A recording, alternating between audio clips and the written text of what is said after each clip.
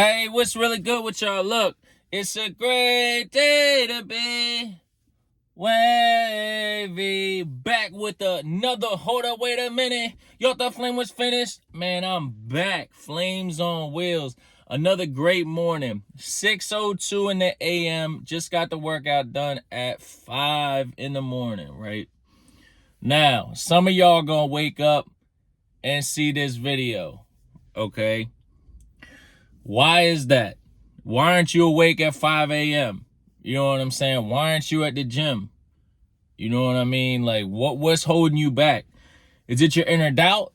You know what I'm saying? Because y'all know how we do on this channel is you versus you. You know what I'm saying? So today's video is going to be you versus doubt. Now, this video a little bit more personal just because y'all know with my OCD, I battle doubt every single day. Every day I battle doubt.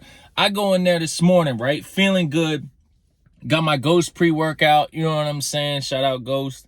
Get my Ghost pre-workout in. Get a little energy going.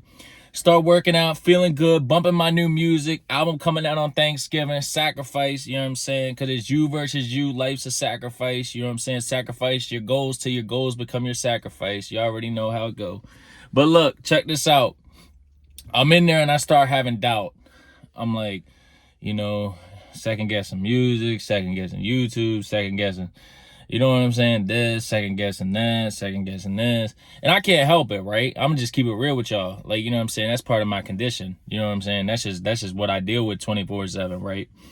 But then I start in my brain, I start flipping the switch. I'm like, nah, wait a minute. Like, you're the flame. Like, you're really that guy. You know what I'm saying? Like, you're special.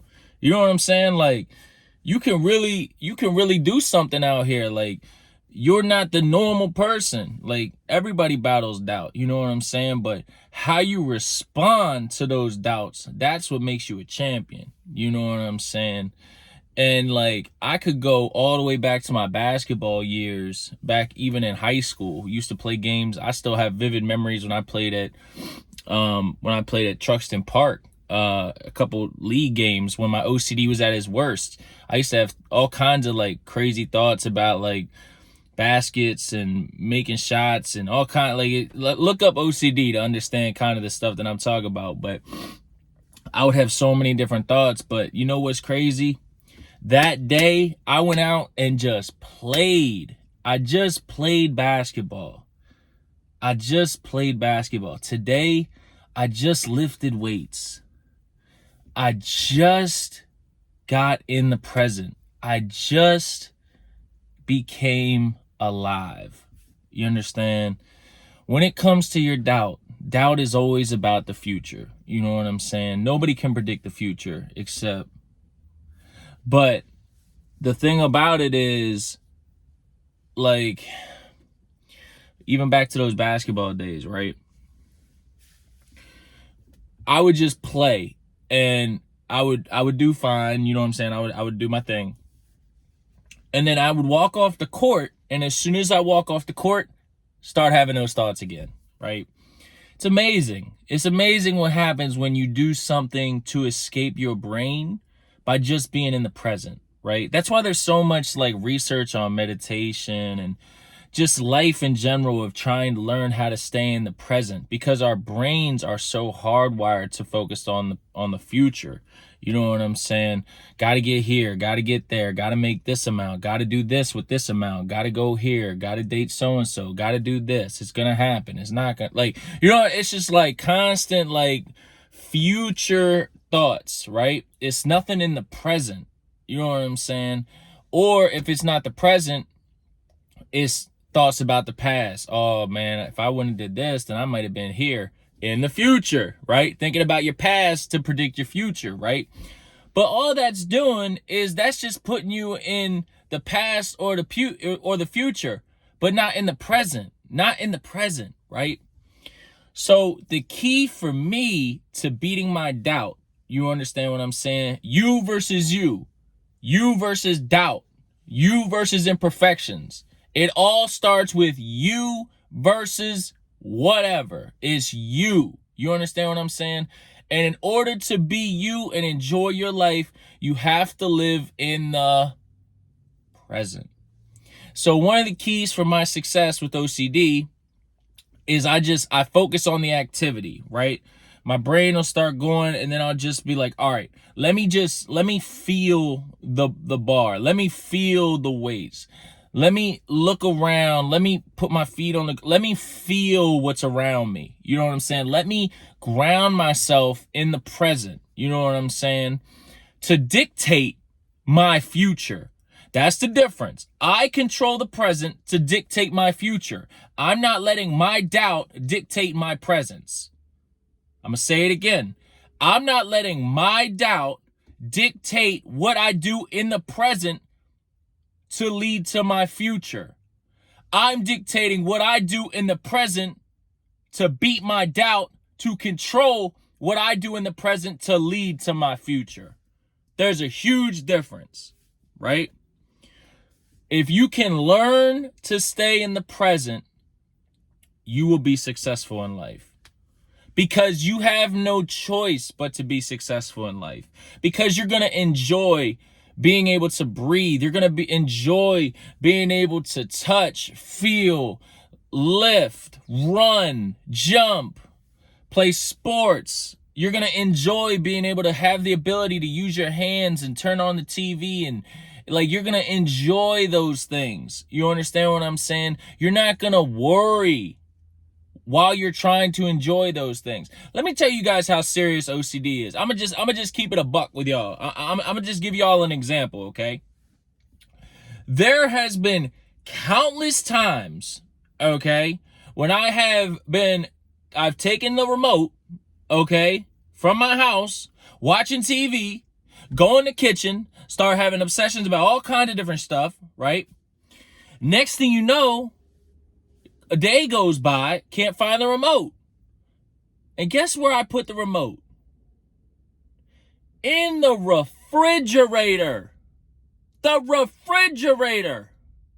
Do y'all understand, like, how serious this condition is? I took a remote that was in the living room and put it in my refrigerator. Now, I would never do that. I'm sitting here talking out loud. I would never do that. You know what I'm saying? You put the remote in the living room. When I'm watching TV, when I'm done, turn the TV off, put the remote in the living room.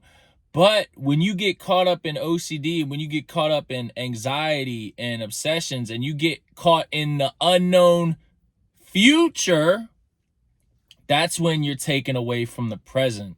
Woo! I'm feeling it today, guys. I'm not gonna lie. Like, this is something that I'm really, really passionate about. You know what I'm saying? Like, this is something that I'm really, really passionate about. But like I told y'all, like, this is real. Like, this is authentic to me. Like that's just one example. You know what I'm saying? And y'all can imagine, like, losing computers, losing keys, just losing all kinds of stuff, just because I'm in my what if mindset rather than just being in the present, right? And there's all kinds of books that talk about this in terms of just learning to stay in the present in order to beat anxiety, OCD, depression. Like, it's a simple thing. Feel what's around you, breathe the air around you, just relax, take a few deep breaths, be in the present, enjoy the ability to do what you're doing. I could be doing music, right?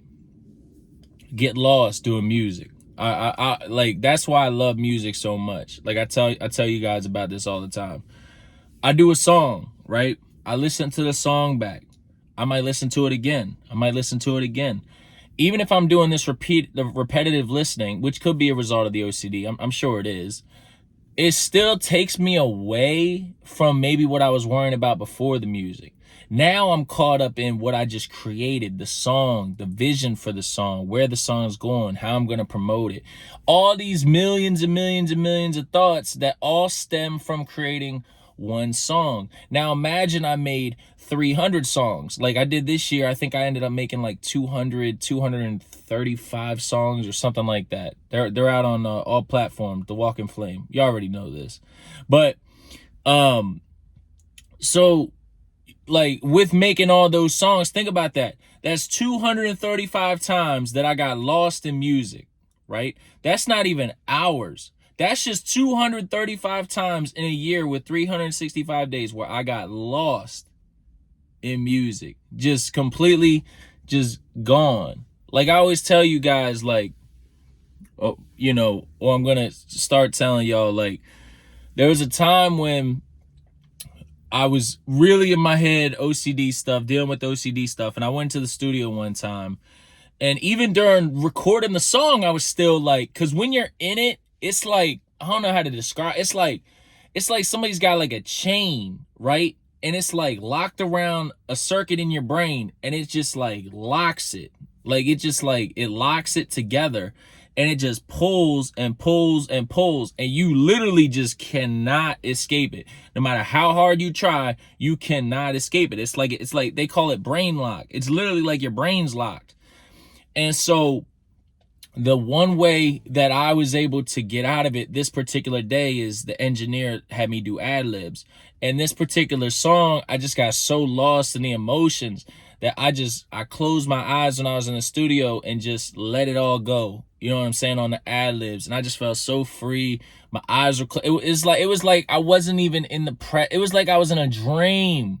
Like I was just so lost. It's so euphoric. I was so lost in the moment that I just felt so free. And then like that particular moment, this was like 3-4 years ago, I realized like this is really what I'm meant to do.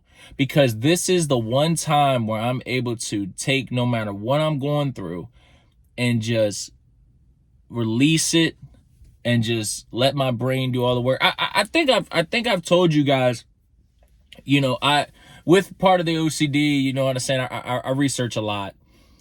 So I have this really, and I'm still looking into it. I'm writing a book, or you know, I've authored a book called Long Days Short Weeks. It's not out yet, but I'm working on publishing, and you know, that will come out in the next few years for sure.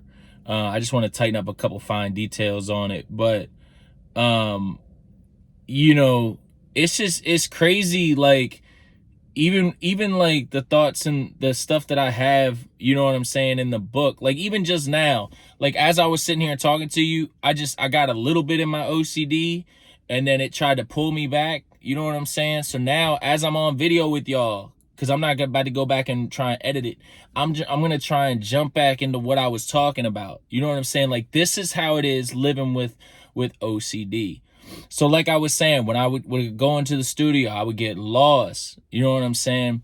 When I would do my ad libs. But the reason I was talking about that is because in my book, I'm going to add a section on, and there may even be a little bit in the book already, but I want to add a section on, you know, the effect of music on the brain.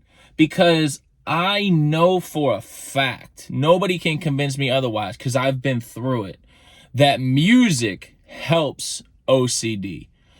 And I think it has something to do with the creative part of your brain, right? Is because your brain it cannot be two places at once. It has to try and be in one it has to try and be one thought. It can't, when you try and have two thoughts, that's when you're constantly battling yourself, right? So with the one thought, I feel like when music is a part of you know what I'm saying, your life, or you're in the present doing music, there's a certain part of your brain that activates, right? And with that activation, it releases the focus that's on the OCD circuitry of your brain and brings the attention towards the creative musical side of your brain. I would have to go back and double check. It's been a little while since I did my research, but I know that a lot of, I think it's either, I can't remember if it's left or right side, which is most of the circuitry of OCD, right? I want to say it's in the left orbital prefrontal cortex, but I can't quite remember right now. But I have this thought that music allows you to take away the electrons in your brain, take away to focus on the musical side of your brain and focus on the creative side and activate all these other circuits that take away from your brain lock circuit, your OCD circuit. And nobody can convince me otherwise. And I need to do research on it. And when I do thorough research, I'll come back and really let you guys know. But it's very powerful. And I actually think there's more to it than that. I think it's music is probably the most powerful, right? People talk about music has changed my life. Music has saved my life.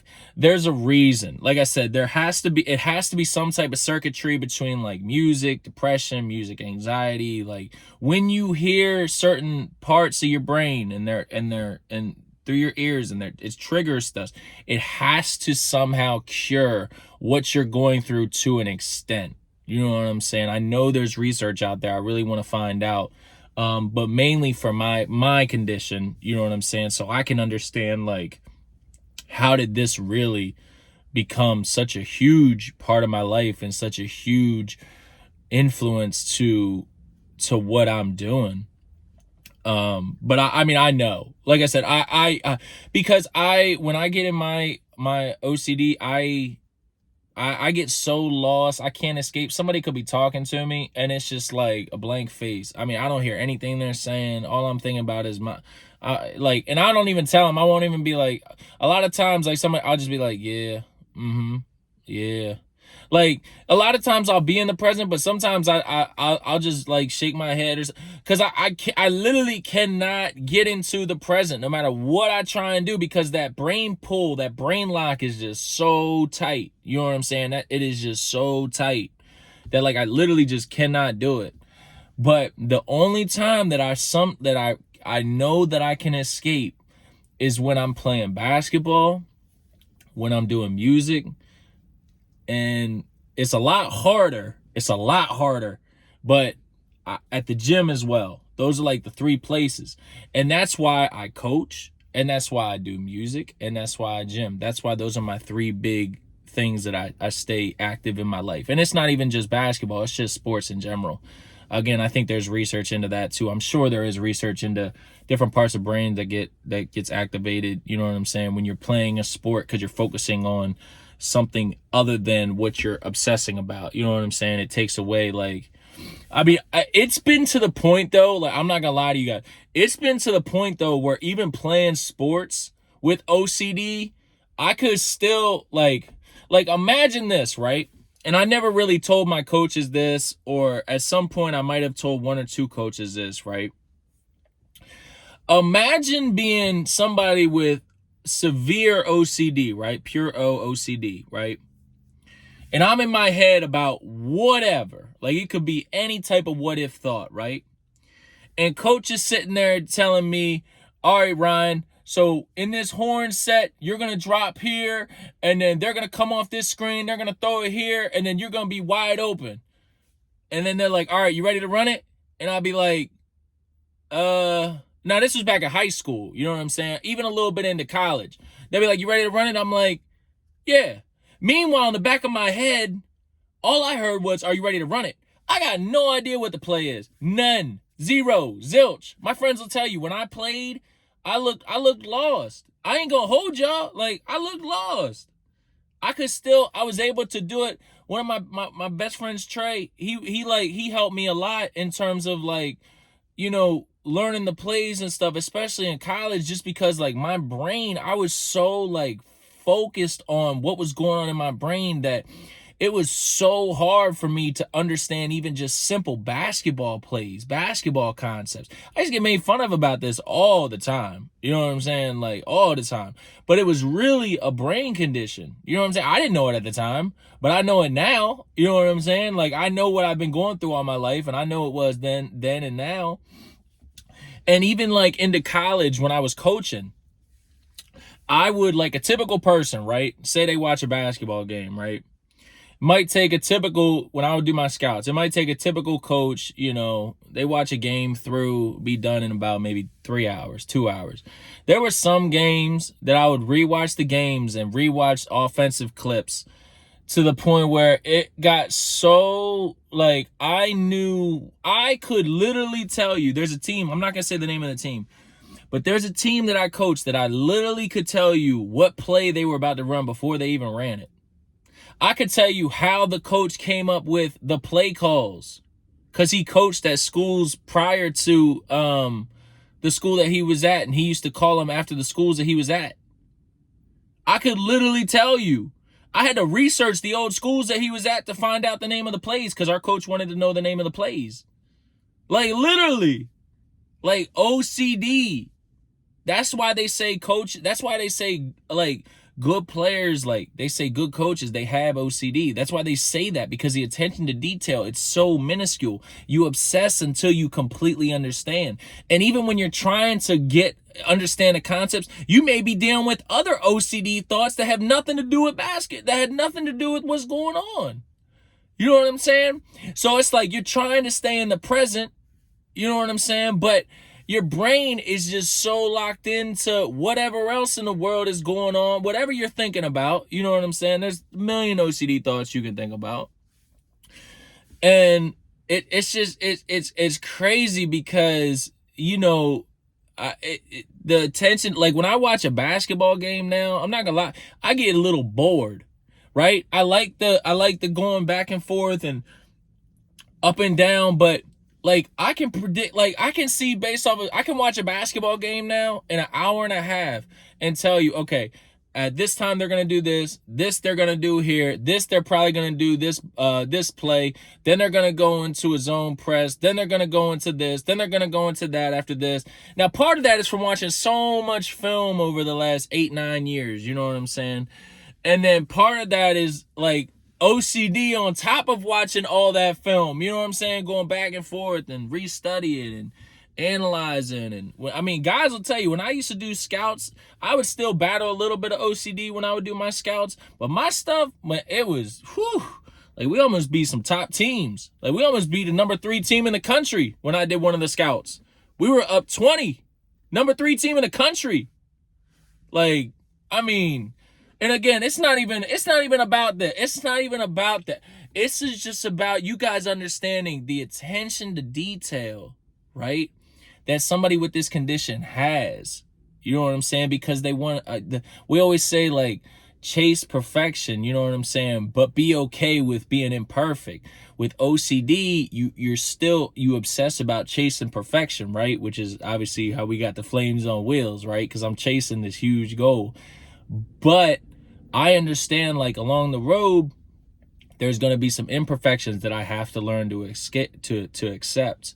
You know what I'm saying? So, like I always say, you versus you versus imperfections. You know what I'm saying? You versus your sacrifice. Like, it all starts with you.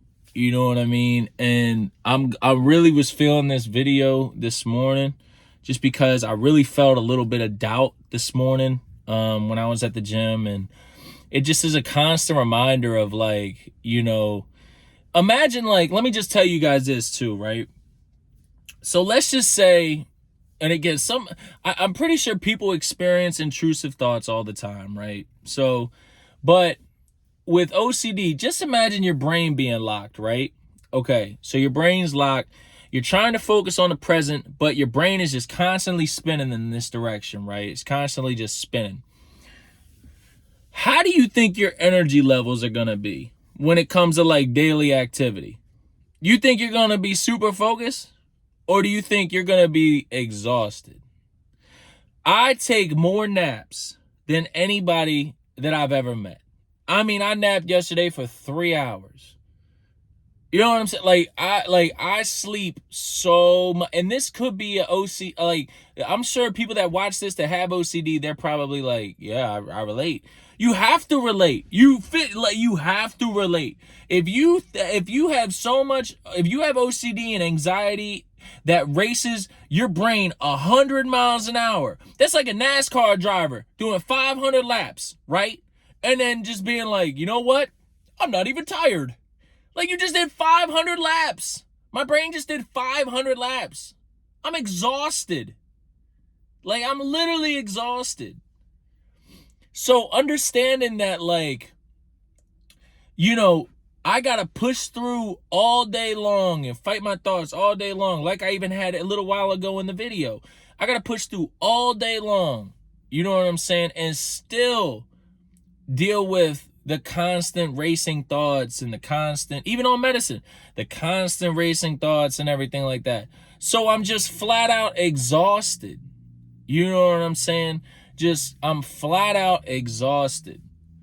And, you know, when you're trying to accomplish something great and your energy levels are naturally going to be depleted, you have even less time in the day to do everything that you want to accomplish.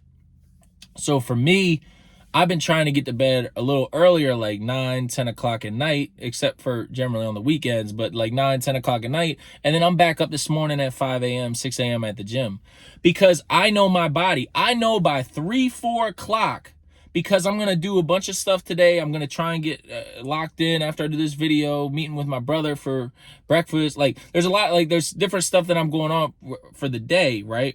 But as I'm going through the day, I'm going to be battling my OCD. So I know by like 3, 4 o'clock, I'm going to hit that plateau point where I'm just going to be like, whew, like I'm exhausted, right? I'm exhausted, right?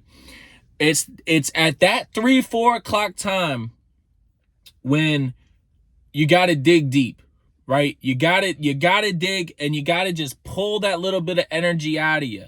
Sometimes at 2, 3 o'clock, that's when I'm like, I mean, I'm not gonna lie. If I'm at the house, I'm probably taking a nap. You know what I'm saying? By 3 o'clock, 4 o'clock. You know what I'm saying? Like, but if not, I'm pushing as hard as I can to try and get from that 3 to 5 o'clock time window, because I know I'll get a second wind later on in the day, for more energy and stuff like that. But I like, you know, I sometimes will try and record songs from like 3 to 5. Like there's like that time window where you're just so exhausted because you just been battling your brain for 8 hours, 9 hours. You know what I'm saying? Like not only are you battling your brain, you're just trying to get through normal life. You're just trying to do normal stuff. Got a haircut yesterday, like, you know what I'm saying? Like, got Amish Mark, like, did some different stuff yesterday. Like, I'm still doing daily activities, cleaning my car. You know what I'm saying? Still doing daily activities, but I'm still battling my OCD. How do you expect me to stay awake all day long if I got a brain going like this, pulling me 100 different directions, right? And then I got trying to just be in the present with different thoughts. Like that's what it's like living with somebody with OCD. So anytime I hear somebody like give me excuses and stuff like that, like, you know, and everybody has some type of mental, you know what I'm saying? Like you can't, like everybody's got some type of mental issue, whether it's big or small. There's everybody's got something, right? So it's just like, you just gotta, like, no excuse, you just gotta push through it. Like, you just gotta push through it. It's you versus you. Like, you know what I'm saying? Like, God gave you whatever he gave you, and it's your responsibility to burst through it and accomplish what you need to accomplish with no excuses. You know what I'm saying? OCD is not an excuse for me. It's not. It's a disability. It's not a crutch. It's just part of who I am. Do I understand it slows me down? Absolutely. Am I using that as an excuse? No. Did I used to use it as an excuse? A tiny bit. You know what I'm saying? Like, sometimes, you know what I'm saying? But did that make me a better person? No. It just hided what, you know what I'm saying? It just hided an insecurity I have.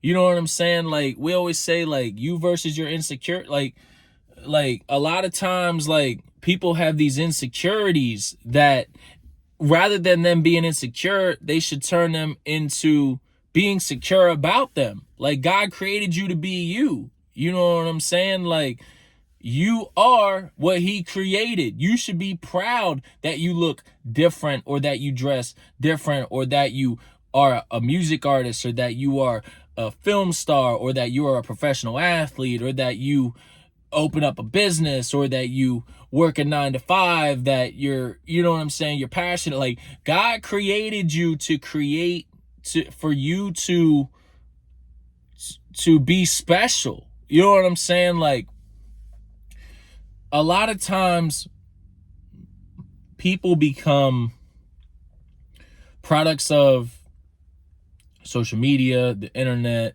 You know what I'm saying? They become, now again, I hear this all the time.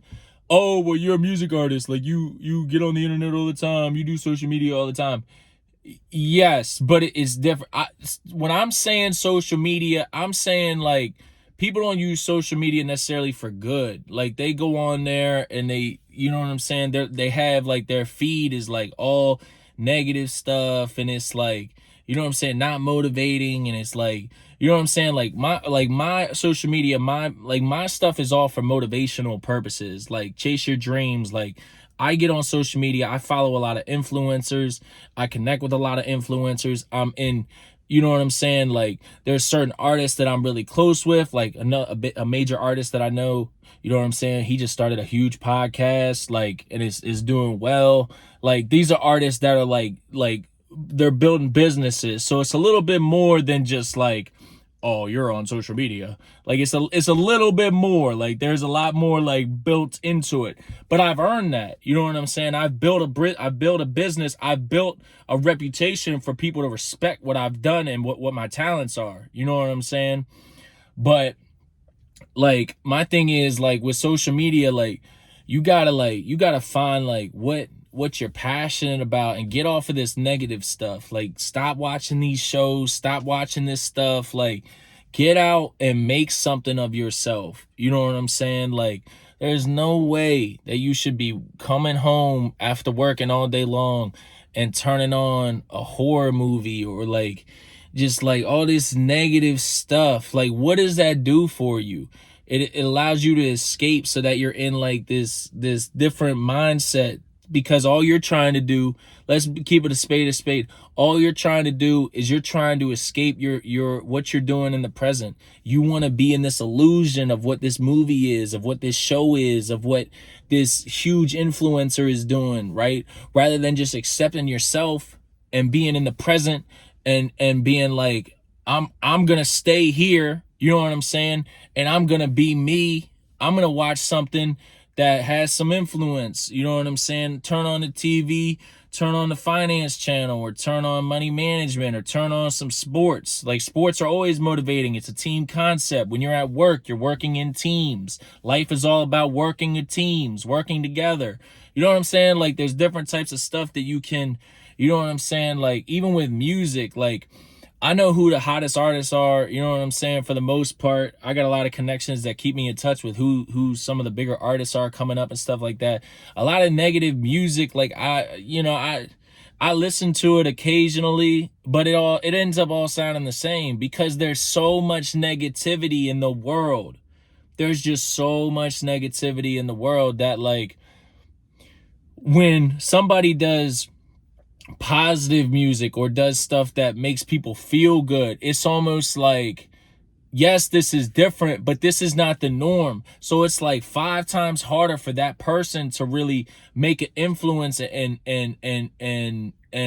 become more than what is seen so much from a negative point of view. You know what I'm saying? So it's like, you know, I understand that I'm against the grain. I understand that what I'm doing is not normal in music. I get that. I've accepted it. There's a lot of artists that are really messed up. They could be artists that you're listening to right now. Right now. I don't even need to tell y'all what some of the artists that some of y'all favorite artists are up to right now. But guess what? Guess what? They got more monthly listeners. They got more subscribers, whatever you want to, whatever they did, right? They've been on more shows, they've been in more concerts.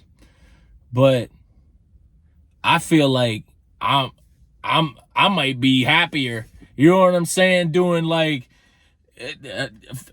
300 songs a year, YouTube, yeah, like, but it's not, it's just the mindset. It's just about being elite. You know what I'm saying? It's like, it's just that, yeah. And again, people go through stuff and mental illness is real. I'm not downgrading mental illness, not at all. You know what I'm saying? But a lot of that stems from what you are around, what you surround yourself with, what you subject yourself to. You know what I'm saying? Like, if you need to get on medicine, get on medicine. Like, why are you crutching yourself to not be on medicine? Why are you making your life, I've done it before, why are you making your life 20 times harder? You know what I'm saying? Like, you gotta get the right help that you need. Like, mental illness is real. That's what this video, like, that's what this video is really about. Like, how, like, you versus you, like, it's you versus your mental health. So, but like I said, like, when it comes to some of this stuff, you know what I mean? Like, a lot of times you just gotta find some positivity. Like, there's always a light at the end of the tunnel. You know what I'm saying? Like, no matter what you're going through, you know what I'm saying? You can do it. Like, you can push through, you know? All you have to do is learn to accept that you are you. If you have depression, you have depression. Okay, you're you. That means that you're somebody with depression. All right, how you gonna beat it? You got anxiety. Okay, you got anxiety. How you gonna beat it? Why? And then you got to ask yourself, and this helps me with OCD too. Why did God give me OCD? Why did God give you depression? Why did God give you anxiety?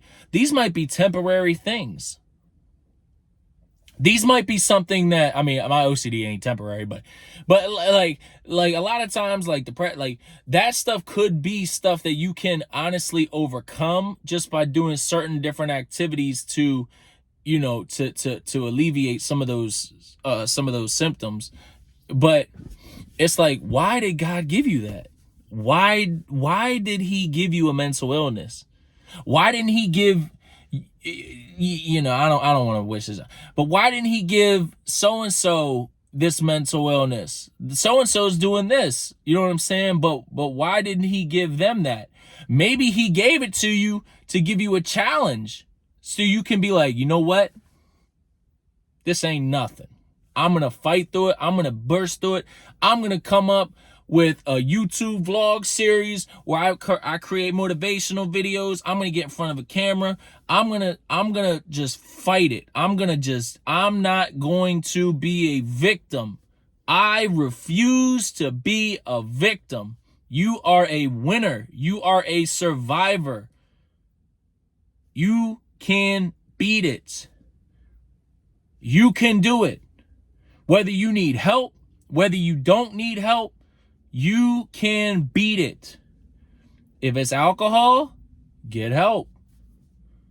You know what I'm saying? No matter what it is, I've seen so many people still be able to recover from their different situations and become motivators.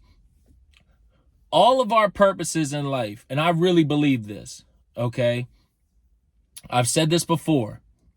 In life, you're always teaching. Always teaching. And you're always learning. Everybody in the world is a teacher at something, because you can learn something from everybody in the world. At least one thing you can learn. At least one thing you can learn. When you go into life with that mindset of understanding that you're a teacher, you're a professor, then you understand. You go through life, somebody teaches you. You get older, now it's your responsibility to teach everybody else. While you're still learning from other people that are teaching. It's just a constant, like, literally, if somebody was like, what do you do for a living? You know what I'm saying? I could say artist. I could say all this different stuff, right? I could also just say I'm a teacher. Like, literally. I could just say I'm a teacher. You're going to say, no, you're not. How are you going to say I'm not? I make motivational videos. I'm teaching you guys about my story. So, with that mindset, you can always give your story to somebody else. You can always motivate. You can always be that person that somebody looks up to. You can always change somebody's life. Always. I've always had that mindset. And I know that a lot of people, whether it's for music, whether it's for motivation, whether it's for coaching, whether it's for when I played, whether it's for just life in general, I know a lot of people have respect for what I've built. You know what I'm saying? And again, it's not even about this. It's just a fact because I hear it when I go out in public. For whatever it is.